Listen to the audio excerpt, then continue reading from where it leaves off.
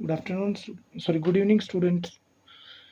आज हम class 12th का चैप्टर 3 मैट्राइसेस की एक्सरसाइज 3.2 का इंट्रोडक्शन शुरू करेंगे।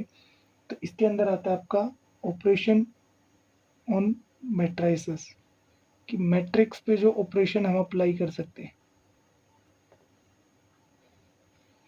फर्स्ट ऑपरेशन आता है addition of matrix. Addition of matrix, तो इसके लिए हमारी जो सबसे पहली कंडीशन आएगी कि order of matrices should must be, यानी कि नेसेसरी कंडीशन होगी, इसके बगैर काम नहीं चलेगा। मस्ट बी सेम, यानी कि ऑर्डर मस्ट बी सेम होना चाहिए दोनों का। तो जैसे एग्जांपल लिया हमने कि ए कोई मैट्रिक्स मानी मैंने 2x3 ऑर्डर की है, एलिमेंट A11 A12 A13, इसी तरीके से A21 A22 और A23, यानी कि 2 कॉलम है, 2 रो है, 3 कॉलम है आपके, ये चीज। इसी तरीके से बी कोई मैट्रिक्स है,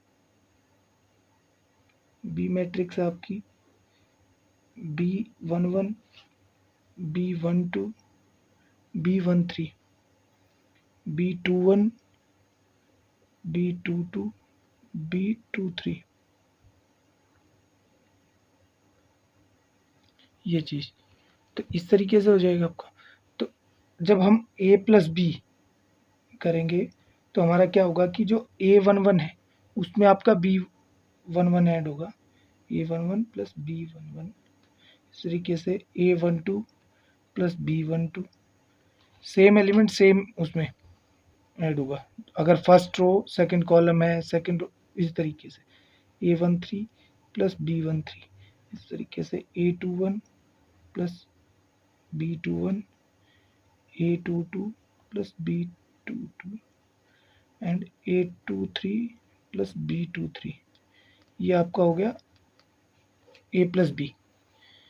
और अगर मैंने मान लिया ये तो ऑर्डर इन दोनों का आपका 2x3 ऑर्डर था, यानी कि सेम ऑर्डर था। अगर मैं इनका ऑर्डर, एक का ऑर्डर मैंने मान लिया कि 2x2 ऑर्डर की है, और बी कोई मैट्रिक्स आपकी 2x3 ऑर्डर की, ये चीज 2x3 ऑर्डर की, तो अब आपका A+B क्या है, वो आपका डिफाइन नहीं होगा, नॉट डिफाइंड, क्योंकि दोनों का order, because order of both matrices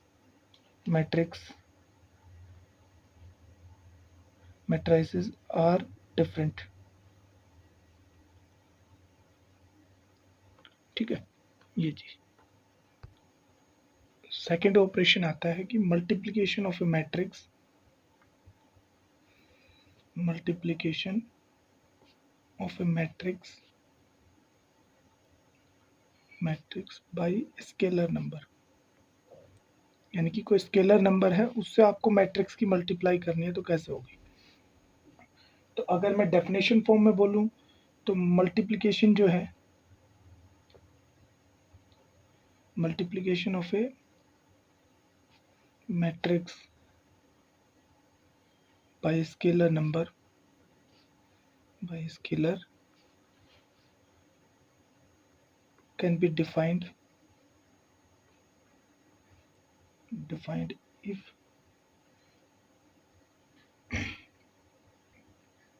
defined as follows: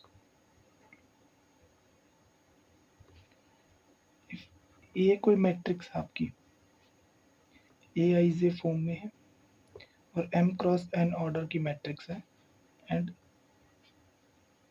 K भी एनी स्केलर कि कोई, यानी K कोई स्केलर है जिसकी हमें A के साथ मल्टीप्लाई करनी है।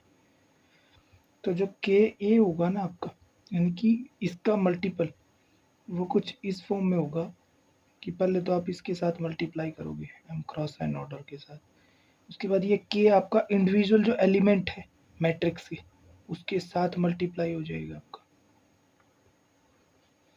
M×N, ये चीज आपकी डिफाइन होगी। या फिर एग्जाम्पल के तौर पे अगर हम ले तो एग्जाम्पल ले सकते हैं। जैसे मान लिया मैंने कि ए को मैंने माना 3x2 ऑर्डर की मैट्रिक्स है, 80, 60, 75, 65, 90 और 85। अगर मुझे इसका 2 टाइम चाहिए 2 ऑफ ए, तो मैं क्या करूँगा, इसका हर एक इंडिविजुअल एलिमेंट को मैं 2 से मल्टीप्लाई करूँगा। इसके 275, 290, 260, 265,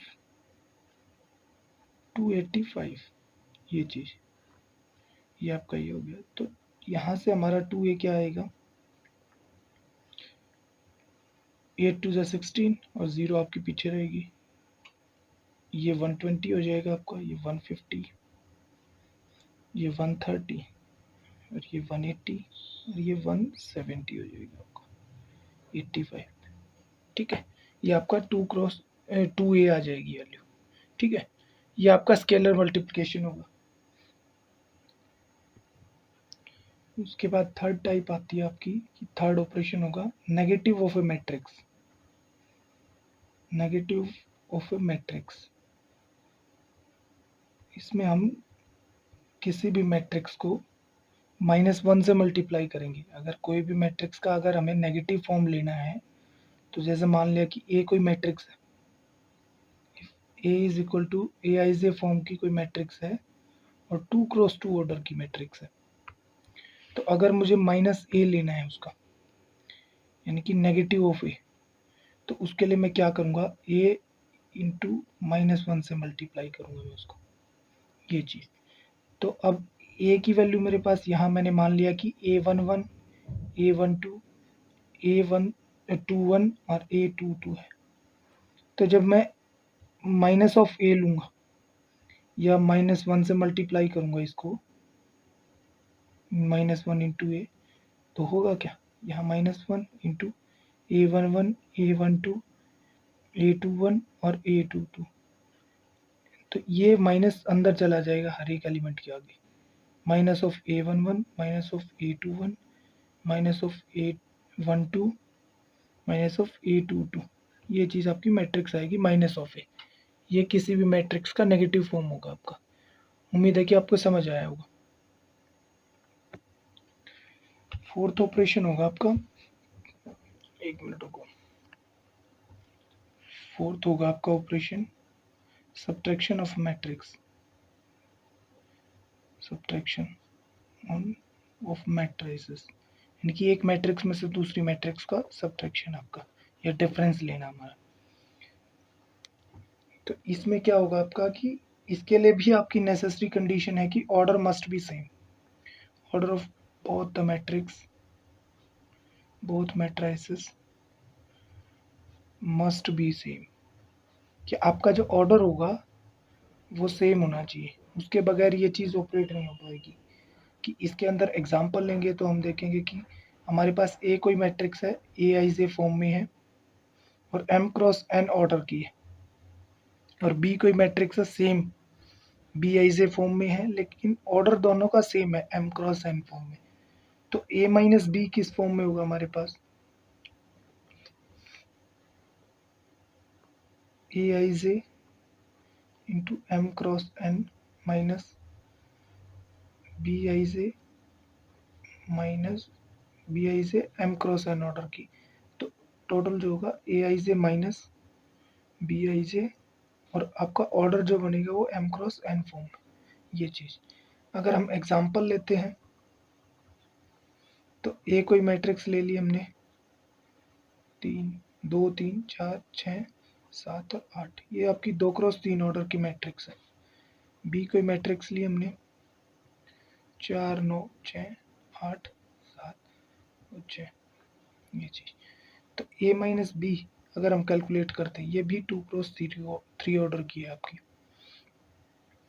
तो इसमें 2 माइनस 4 होगा आपका, 3 माइनस 9, 7 माइनस 6, 4 माइनस 8, 6 माइनस 7 और 8 माइनस 6, ये चीज़ होगी। और ऑर्डर आपका आएगा 2x3।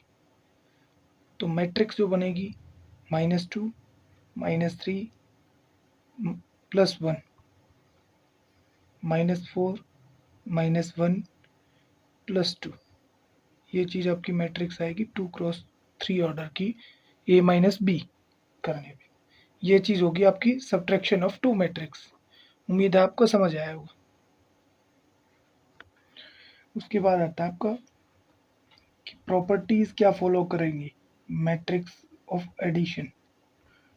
Properties of matrix addition की जो ऑपरेशन है वो क्या क्या प्रॉपर्टीज फॉलो करेंगी। तो हमारे पास कुछ एक प्रॉपर्टीज हैं, जैसे कम्यूटेटिव लॉ, कि हमारी जो मैट्रिक्स ऐड करी जाती हैं एडिशन में, जो मैट्रिक्स है वो कम्यूटेटिव लॉ को फॉलो करती हैं। ये क्या कहता है कि अगर इफ लेट कर लिया कि ए और बी कोई दो मैट्रिक्स हैं, ए एंड बी बी यानी टू मैट्रिक्स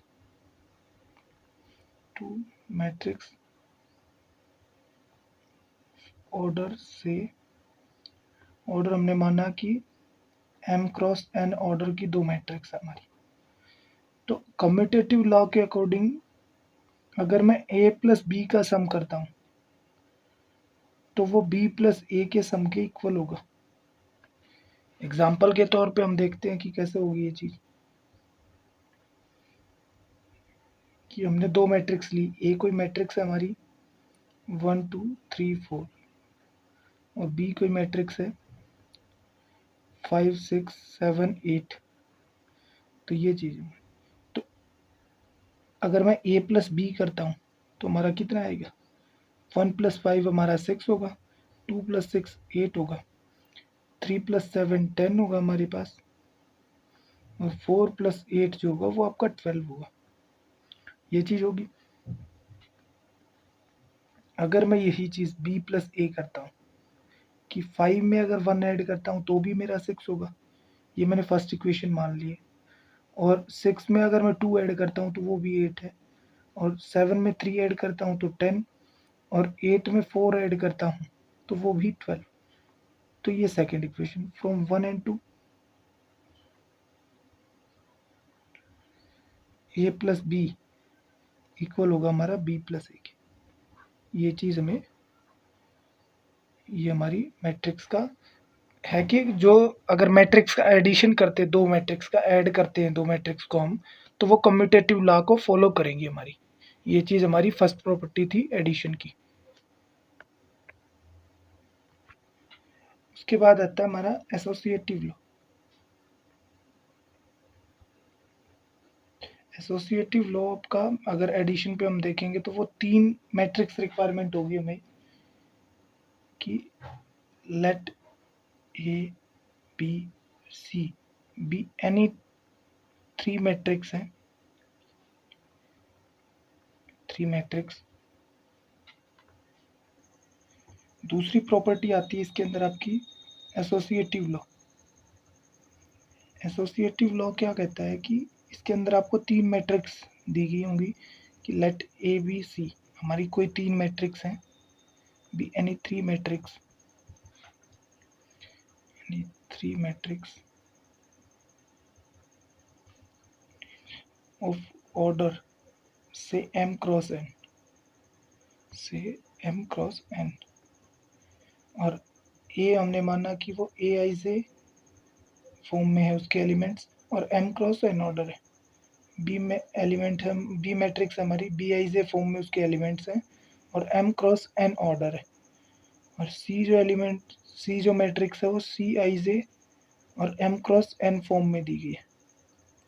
तो जब हम a plus B plus C, इसके अकॉर्डिंग एसोसिएटिव लॉ के according a plus B plus C, यानी कि a प्लस बी तो आपका ब्रैकेट में होगा, वो आपका a प्लस बी प्लस सी के इक्वल होगा। तो हम इस चीज़ को इस एग्जांपल की हेल्प से प्रूव करते हैं कि हमने माना कि टेक कर लिया हमने लेफ्ट हैंड साइड ली हमने,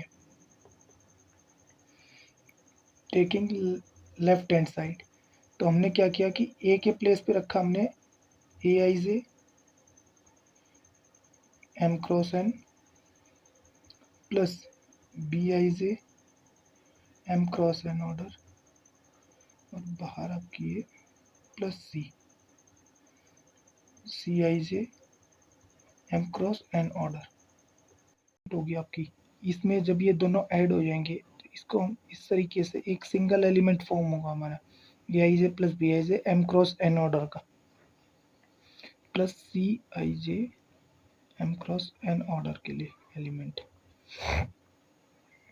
तो जब हम ये चीज़ देखते हैं तो अब इस ब्रैकेट को हटा के ये तीनों इकट्ठी हो जाएंगी आपकी A I J plus B I J plus में ये ब्रैकेट आपकी यूं की यूं बनी रहेगी C I J M cross N order के लिए। जब हम इन तीनों को ऐड करेंगे तो ए आई जे प्लस बी आई जे ये तो आपका एम क्रॉस एन ऑर्डर रहेगा। तो ये इंडिविजुअली अलग अलग के साथ भी जा सकता है वो चीज़ अगर हम चाहें तो कि ये आपका अलग अलग इंडिविजुअल मैट्रिक्स के साथ और सी I J M cross N order है ही। तो जब हम अगर चाहें तो इस चीज़ को चाहे इसमें रखे ब्रैकेट इधर लगाए या इधर लगाए कोई फ़र्क नहीं रहेगा उस चीज़ का। तो ए आई जे जो होगा आपका वो आपका एम क्रॉस एन ऑर्डर है ही ऑलरेडी, इंडिविजुअली लिख दिया मैंने उसको प्लस में ब्रैकेट लगाया बी आई J M cross N order plus में C I J M cross N order. ये ब्रैकेट आपकी क्लोज होगी। ये आपका हो गया ए मैट्रिक्स प्लस ब्रैकेट आपकी क्लोज है B matrix plus C matrix. ये चीज़ आपकी होगी ये चीज़। और अगर ये आपकी राइट हैंड साइड के इक्वल आ गई और अगर इस तरीके से ना क्लियर हुआ हो तो हम एग्जांपल एक और ले सकते हैं इस चीज़ के लिए कि ए कोई मैट्रिक्स आपकी 2x2 ऑर्डर की 1 2 3 4, बी कोई मैट्रिक्स है 3 4 5 6 और सी कोई मैट्रिक्स है 7 8 9 और 8। ये चीज़ तो अब हम राइट हैंड साइड ली हमने। राइट हैंड साइड हमारी क्या है कि ए प्लस बी प्लस सी का सॉल्यूशन करना है। तो हमें पहले ए तो एज इट इज़ रखा 1 2 3 4 तो एज इट इज़ रख लिया हमने प्लस ब्रैकेट के अंदर हमने सॉल्व किया 3 प्लस 7 दोनों को इकट्ठा सम कर लिया हमने 3 प्लस 7 4 प्लस 8 5 प्लस 9 6 प्लस 8 आ जाएगा। जब हम इसको सॉल्व करते हैं तो 1 2 3 4 प्लस में 3 प्लस 7 10 हो गया 4 प्लस 8 12 हो गया है 9 5 प्लस 9 आपका 14 और 8 प्लस 6 आपका 14। जब हम इसको इसमें ऐड करते हैं तो हमारा आ जाएगा 1 प्लस 10 हो जाएगा 11 2 प्लस 12 हो जाएगा 14 3 प्लस 14 हो जाएगा आपका 17 और 4 प्लस 14 हो जाएगा 18। ये आपकी आई फर्स्ट इक्वेशन। ये चीज़ आएगी कि इसको इसमें ऐड करेंगे तो 11 आया 2 प्लस 12 आपका 14 3 प्लस 14 आपका आया 17 4 प्लस 14 आया आपका 18। यहाँ तक ये जो इक्वेशन आई आपकी ये आपकी फर्स्ट इक्वेशन आई। उसके बाद हम लेके चलते हैं left hand side taking left hand side. Left hand side हमारी क्या थी कि ए प्लस बी प्लस सी था। ए प्लस बी पहले सॉल्व करना पड़ेगा हमें। तो इस केस में हमारी ए की वैल्यू क्या थी हमारी ए की वैल्यू थी हमारी 1 2 3 4 प्लस बी की वैल्यू हमारी थी 3 4 5 6 ये आपकी ब्रैकेट क्लोज प्लस सी की वैल्यू थी 7 8 9 8। ये चीज़ तो जब हम इसको सॉल्व करते हैं तो 1 प्लस 3 हो जाएगा हमारा 4 2 प्लस 4 हो जाएगा हमारा 6 3 प्लस 5 हो जाएगा 8 और 4 प्लस 6 हो जाएगा हमारा 10। ये हमारी ए प्लस बी की वैल्यू आई सॉल्व होने के बाद। उसके बाद आता है 7 8 9 8 हमारी सी मैट्रिक्स थी। तो जब हम इसको सॉल्व करेंगे 4 + 7 हमारा कितना हो जाएगा 11 और 6 + 8 हमारा हो जाएगा 14, 8 + 9 हमारा हो जाएगा 17 और 10 + 8 हो जाएगा 18। ये हमारी second equation I. From equation 1 and 2 हमारे पास क्या आएगा a + b + c। ये हमारी फर्स्ट इक्वेशन थी। इसकी वैल्यू भी हमारे पास कितनी आई थी 11 14 17 और 18 is equal to a + b। ये हमारी राइट हैंड साइड की इक्वेशन थी जो हमने ये देख लिख रखी +c। तो ये चीज़ इक्वल आई। इससे क्या होगा कि a + b + c is equal to a + b + c। तो ये एसोसिएटिव होगा आपका। ये तीनों मैट्रिक्स आपकी एसोसिएटिव होंगी। ये चीज़ हमने प्रूव कर ली। यही हमें प्रूव करनी थी। होप कि आपको एसोसिएटिव मैट्रिक्स का एग्जांपल क्लियर होगा। उसके बाद आपकी नेक्स्ट टाइप आएगी कि मैट्रिक्स का एग्जिस्टेंस, आइडेंटिटी मैट्रिक्स चेक करनी है हमें एडिटिव के लिए। एडिटिव मैट्रिक्स के लिए कि कोई दो मैट्रिक्स ऐड कर रहे तो उनके लिए आइडेंटिटी मैट्रिक्स क्या होगी। एडिशन के लिए आइडेंटिटी मैट्रिक्स। तो मान लिया कि ए कोई मैट्रिक्स आपकी m × n ऑर्डर की है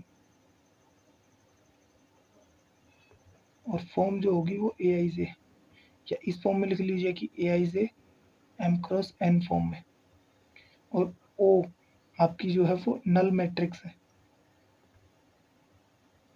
नल मैट्रिक्स या जीरो मैट्रिक्स बोलो, ऑफ ऑर्डर m × n। तो अगर मैं किसी मैट्रिक्स में, मान लीजिए जैसे A ही मैट्रिक्स है, मैंने 2 × 2 ऑर्डर की ली या m × n ऑर्डर की, तो अगर मैं इसमें जीरो मैट्रिक्स ऐड करता हूँ तो मुझे सिमिलरली यही मैट्रिक्स ऐड मिलेगी। या फिर अगर जीरो मैट्रिक्स में मैं ए मैट्रिक्स ऐड करता हूँ तब भी मुझे ये चीज़ मिलेगी। तो हमारे लिए जो ज़ीरो होगी ना, वो ज़ीरो है, वो हमारी एडिटिव आइडेंटिटी होगी। Additive identity.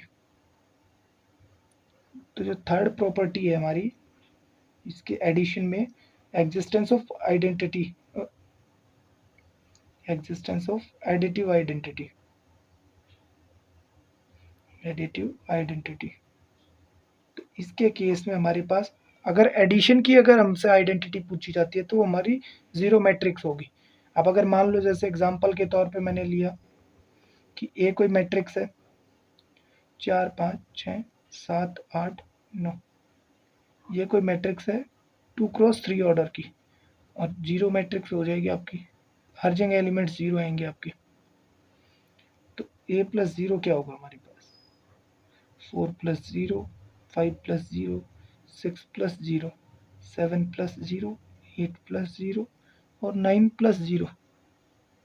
तो ये चीज़, तो ये वापस से a मिल जाएगा मुझे, जो a के इक्वल होगा 4 5 6 7 8 और 9। ये चीज़ हमें मिल जाएगी जो हमारी ए मैट्रिक्स के इक्वल है। ये चीज़ यहाँ मैंने बताई हुई थी आपको। तो उम्मीद है कि आपको ये चीज़ क्लियर होगी। फोर्थ प्रॉपर्टी आएगी existence of additive inverse. Additive inverse. तो इसके केस में हमारा क्या होगा कि किसी भी मैट्रिक्स में अगर मैं उसी मैट्रिक्स का नेगेटिव ऐड करता हूं तो मेरे पास नल मैट्रिक्स आएगी या जीरो मैट्रिक्स आएगी, या किसी नल नेगेटिव ऑफ मैट्रिक्स में सिमिलर मैट्रिक्स ऐड करता हूँ वही मैट्रिक्स, तो हमारे पास नल मैट्रिक्स आएगी। एग्जाम्पल के तौर पे मैंने लिया, लेकिन ऑर्डर सेम चाहिएगा हमें, ऑर्डर मस्ट बी सेम क्योंकि हम एडिशन कर रहे हैं, मस्ट बी सेम। 4 5 6 7, और अगर इसी में मैं -4 -5 -6 -7, ये चीज़ सॉरी -6 और -5 यहाँ आएगा आपका। तो इसके अंदर 4 - 4 क्या होगा 4 - 4 5 माइनस 5, 6 माइनस 6 और 7 माइनस 7, हमारे पास वापस से 0 मैट्रिक्स आ जाएगी 2x2 ऑर्डर की। तो इस केस में किसी भी नंबर का अगर एडिटिव इन्वर्स पूछे तो उसी की नेगेटिव फॉर्म जो होगी वो हमारा एडिटिव इन्वर्स होता है। उसके बाद आपका टॉपिक आता है स्केलर मल्टीप्लिकेशन। स्केलर मल्टीप्लिकेशन के लिए मल्टीप्लिकेशन की प्रॉपर्टीज आती है। सिंपल है, कोई खास नहीं है, इतनी ज़्यादा वो भी नहीं है कि मतलब डिफ़िकल्ट हो ये चीज़ें। जैसे मान लिया आपने कि k कोई आपकी स्केलर क्वांटिटी है और a प्लस बी दो मैट्रिक्स के सम के साथ मल्टीप्लाई करना है, तो वो आपकी हो जाएगी k टाइम ऑफ a और k time of b।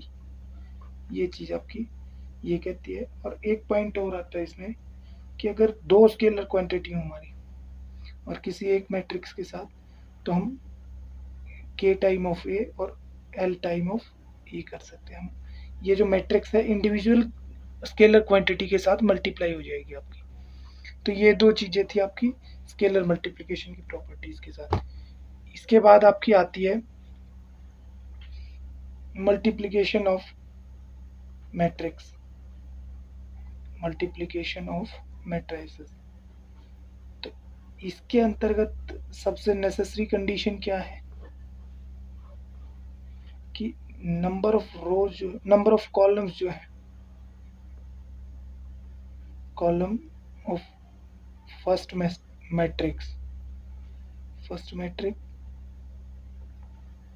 Is equal to number of rows of second matrix, number of rows of second matrix, second matrix.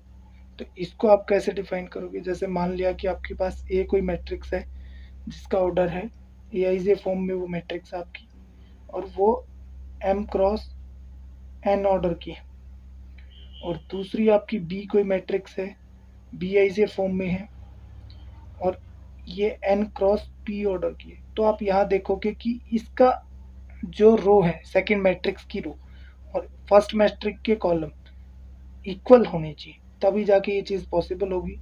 इसके अंदर जो मैट्रिक्स आएगी ए बी वो तभी डिफाइन होगी जब आपकी number of number of column of first matrix और बराबर होंगे number of row of second matrix.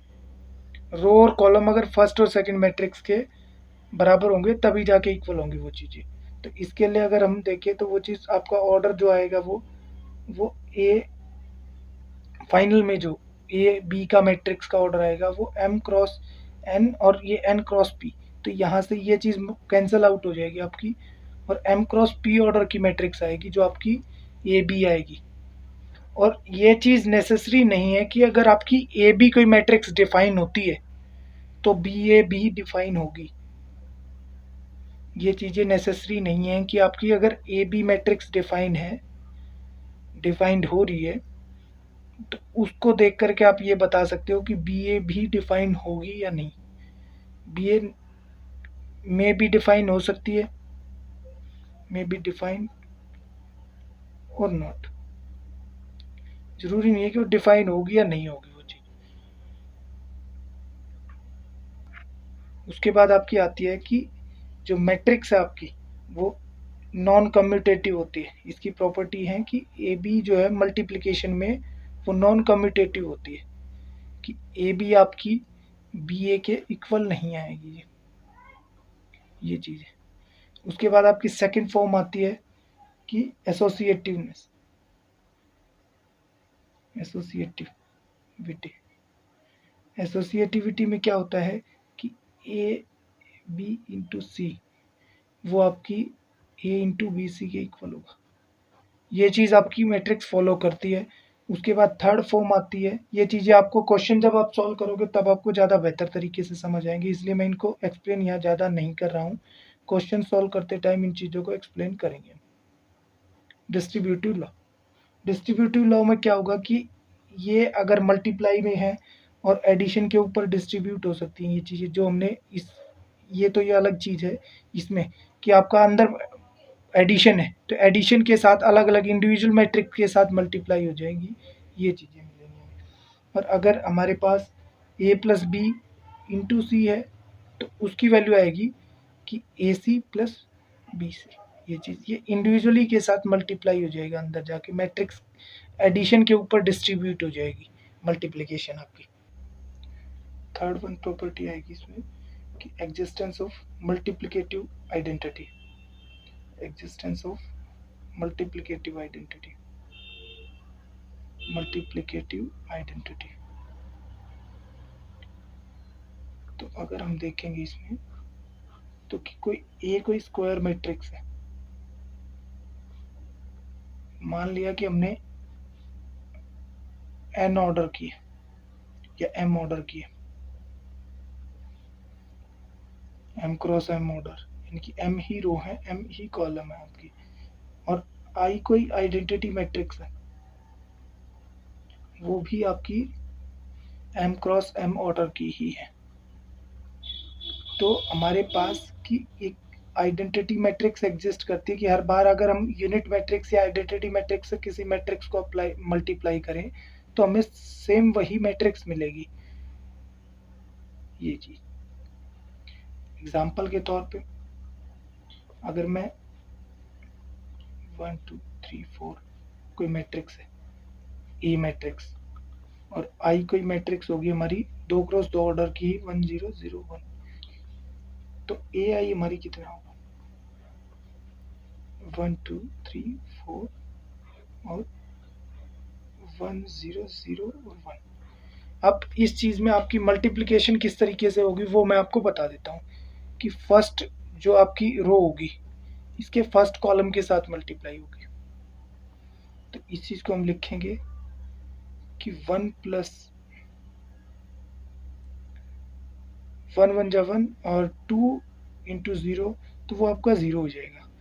उसके बाद फर्स्ट रो ही और सेकंड कॉलम आपका दूसरी मैट्रिक्स का, आइडेंटिटी मैट्रिक्स का, तो 1 इंटू 0 आपका 0 हो जाएगा और 2 इंटू 1 आपका 2 हो जाएगा। ये चीज उसके बाद अब हम सेकंड रो लेके चलेंगे इस मैट्रिक्स की, तो वो हो जाएगी 3 इंटू 1 3 प्लस 4 इंटू 0 0 हो जाएगा आपका। उसके बाद नेक्स्ट कॉलम के साथ मल्टीप्लाई करेंगे, 3 इंटू 0 0 हो जाएगा, 4 इंटू 1 4 हो जाएगा आपका। तो ये a इंटू आई हमारे पास क्या आ जाएगा 1 2 3 और 4, और वो हमारी ए मैट्रिक्स थी। तो यही चीज़ हमने ऊपर जो डेफिनेशन पढ़ी थी कि आइडेंटिटी मैट्रिक्स एग्जिस्ट करेगी उसी ऑर्डर की, जिस ऑर्डर की मैट्रिक्स होगी, अगर उस दोनों की मल्टीप्लाई करते हैं तो हमें सेम वही मैट्रिक्स मिल जाएगी हमारी। ये चीज़ हमारी एग्जिस्टेंस ऑफ मल्टीप्लिकेटिव आइडेंटिटी है। और मल्टीप्लिकेटिव आइडेंटिटी क्या होती है हमारी, मल्टीप्लिकेटिव आइडेंटिटी जो होगी हमारी, आइडेंटिटी मैट्रिक्स होगी, identity matrix of the order that of the order same या इक्वल टू द मैट्रिक्स में, कि अगर वो 2 क्रॉस 2 ऑर्डर की मैट्रिक्स है आपकी तो आइडेंटिटी मैट्रिक्स भी आपकी 2 क्रॉस 2 ऑर्डर की होगी, और अगर वो 3 क्रॉस 3 ऑर्डर की है तो आइडेंटिटी मैट्रिक्स भी आपकी 3 क्रॉस 3 ऑर्डर की होगी। ये चीज़ें। उसके बाद आपका फोर्थ पॉइंट आता है कि existence of multiplicative inverse, multiplicative inverse. इसके केस में हमारे पास एक मैट्रिक्स, अगर ए कोई स्क्वायर मैट्रिक्स है और एम क्रॉस एम ऑर्डर की, या एम ऑर्डर बोल दीजिए वो चीज, क्योंकि तो और उसके अंदर अगर हमारे पास कोई एक्स मैट्रिक्स एग्जिस्ट करेगी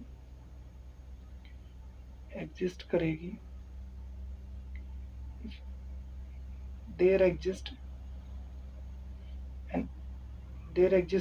एक्स मैट्रिक्स एग्जिस्ट करेगी सच दैट कि जो हमारा ए एक्स होगा वो हमारा आइडेंटिटी मैट्रिक्स के इक्वल आ जाएगा।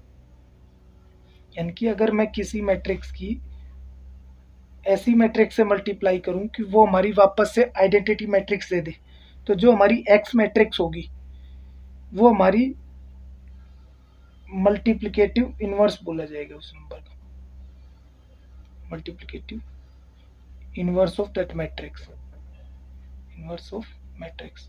आप इसको आगे की एक्सरसाइज में अच्छे से समझोगे भी।